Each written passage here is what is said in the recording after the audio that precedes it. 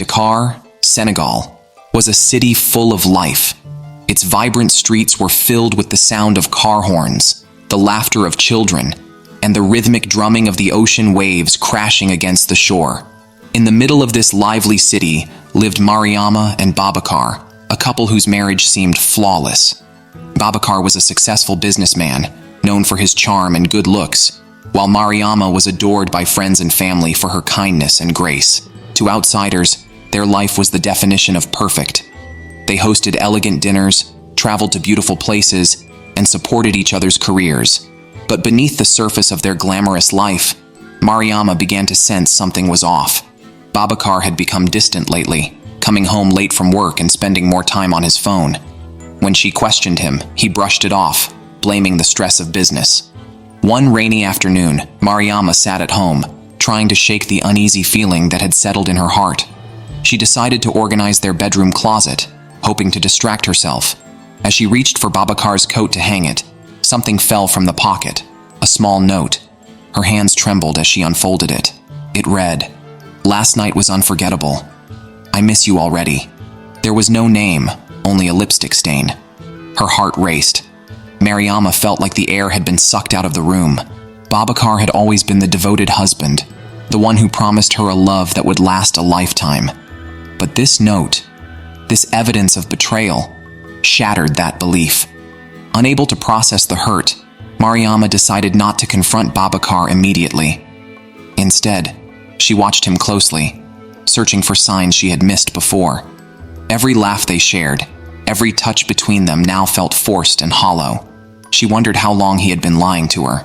That evening, as they sat at the dinner table, Babacar was his usual charming self, talking about his day at work. But all Mariama could hear were the echoes of the note in her mind. She nodded along, forcing a smile. But inside, her world was crumbling. Later that night, Babacar fell asleep quickly, exhausted from his long day. Mariama lay beside him, wide awake. She couldn't help but wonder, who is she? How long has this been going on? And why? Mariama couldn't stand the uncertainty any longer. She began searching for clues, looking through Babacar's phone, emails, and social media accounts. She needed to know who the other woman was. After days of searching, she found her answer. The woman's name was Fanta, a colleague from Babacar's work. She was younger, confident, and beautiful in a way that made Mariama's insecurities flare up. Photos of Babacar and Fanta at company events surfaced, and it was clear they were more than just co-workers. Her worst fears were confirmed. Babacar wasn't just cheating on her. He had been living a double life. Mariama felt sick to her stomach. How could he betray their love for someone else? She debated whether to confront him or keep digging for more information. The tension between Mariama and Babacar reached a boiling point.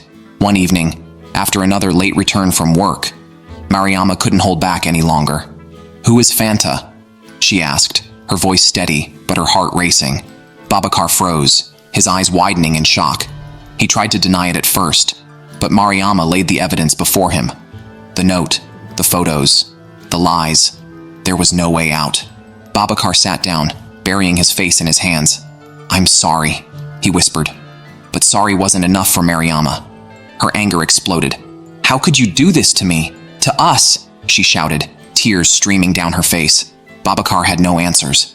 He admitted the affair but couldn't explain why he had jeopardized their marriage. Days passed, and Babacar did everything he could to apologize. He bought Mariama flowers, wrote her heartfelt letters, and promised that the affair was over. But Mariama wasn't ready to forgive. She couldn't forget the betrayal, the lies, and the deceit that had poisoned their marriage. Babacar begged for another chance. He swore he loved her, that Fanta had meant nothing, but Mariama wasn't convinced. Could love really survive after such a deep wound? Or was it better to walk away before the pain consumed her entirely? Word of Babacar's affair spread quickly among their friends and family. Everyone had an opinion. Some said Mariama should forgive him, that every marriage has its trials. Others told her to leave and never look back, that once a man cheats, he's likely to do it again. Mariama was torn. Her mother urged her to consider the sanctity of marriage. "Think of all you've built together," she said. "Don't throw it away over one mistake."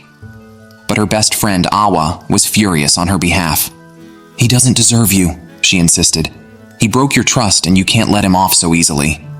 Mariama felt suffocated by everyone's advice.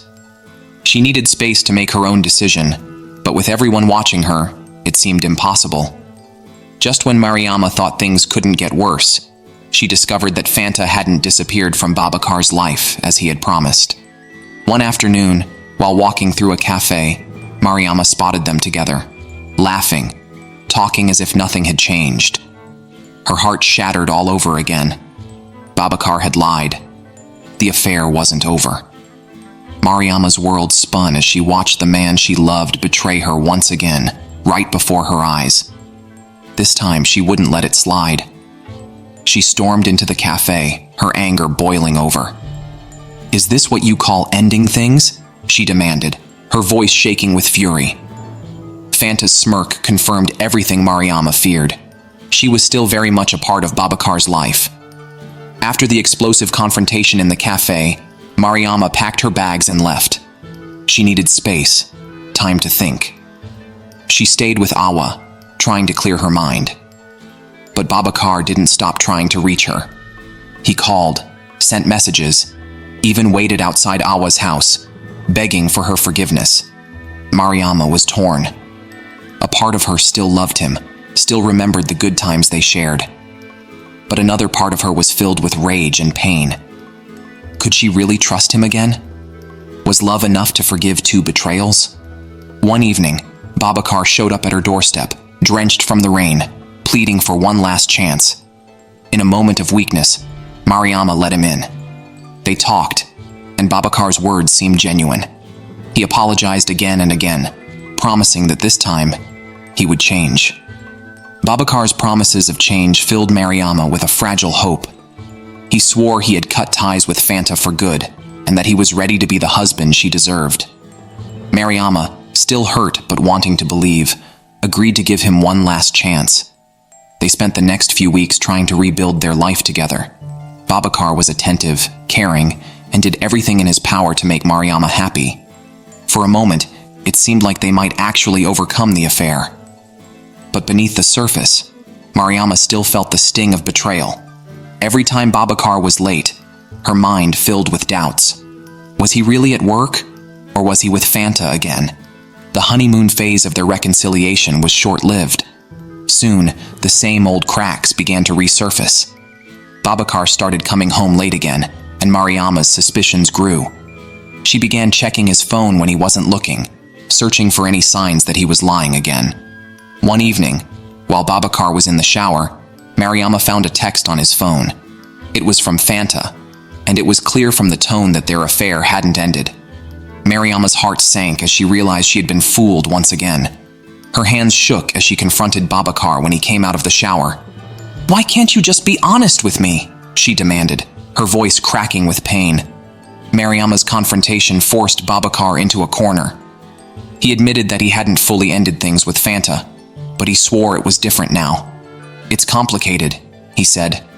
But Mariama had heard enough excuses. She realized something that night.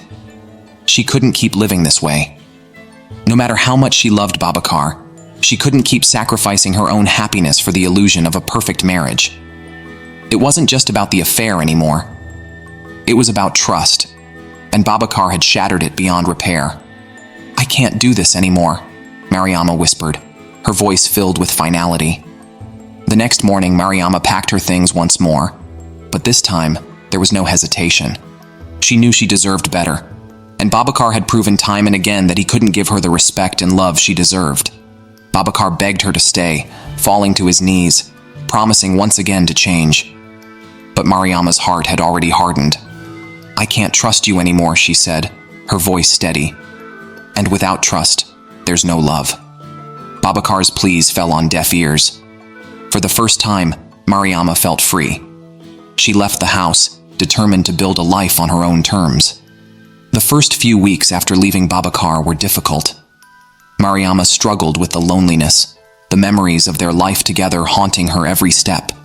She missed the companionship, the familiarity, but she knew that leaving was the right choice. With the support of her friends, especially Awa, Mariama began to rebuild her life. She threw herself into her career, focusing on her own happiness and growth. Slowly but surely, she started to heal. But just as things were beginning to improve, Babacar re-entered her life in an unexpected way. He showed up at her work, asking for a final conversation. Babacar's sudden appearance at her workplace threw Mariama off balance. He looked different, more worn, more desperate. "I just want to talk," he said, his voice softer than she had ever heard it. Reluctantly, Mariama agreed to meet him for coffee later that evening. Babacar confessed that losing her had made him realize the depth of his mistakes. He told her that he had truly ended things with Fanta this time, and that he was committed to becoming the man she deserved. But Mariama had heard these promises before. Could she really believe him now? After their meeting, Mariama found herself torn once again. She had worked so hard to move on, to rebuild her life without Babacar. But his words lingered in her mind. Could people really change? Could she? That night, she reflected on everything. The love they had once shared, the pain of betrayal, and the strength it had taken to leave. She knew she had two choices. She could give Babacar one last chance, or she could close this chapter of her life forever. In the end, Mariama chose herself. She sent Babacar a message, thanking him for his honesty, but telling him that their relationship was over for good. She couldn't risk her happiness again. With her decision made, Mariama threw herself into her new life. She focused on her work, her friendships, and her own personal growth. For the first time in years, she felt in control of her destiny. But moving on wasn't easy. There were still nights when she missed Babacar, when she wondered if she had made the right choice. But each day, she grew stronger, more confident in her ability to live life on her own terms. Her friends noticed the change in her too. "You seem happier," Awa said one afternoon as they sipped tea. And for the first time in a long while, Mariama believed it. As Mariama continued to rebuild her life, she met someone new. Adama, a kind and compassionate man who seemed to understand her in a way Babacar never had. They started as friends, but over time, their connection deepened. Adama wasn't flashy like Babacar, but he was honest, caring, and dependable. Mariama found herself smiling more, laughing more, and for the first time in a long while, she felt hopeful about love again. But the scars of her past still lingered. Could she really trust again? Could she open her heart after everything she had been through? As her relationship with Adama grew, Mariama found herself healing in ways she hadn't expected. Adama was patient, giving her the space she needed to confront her past and move forward. One evening, as they walked along the beach, Mariama opened up to Adama about her marriage to Babacar, about the affair, the betrayal, and the heartbreak.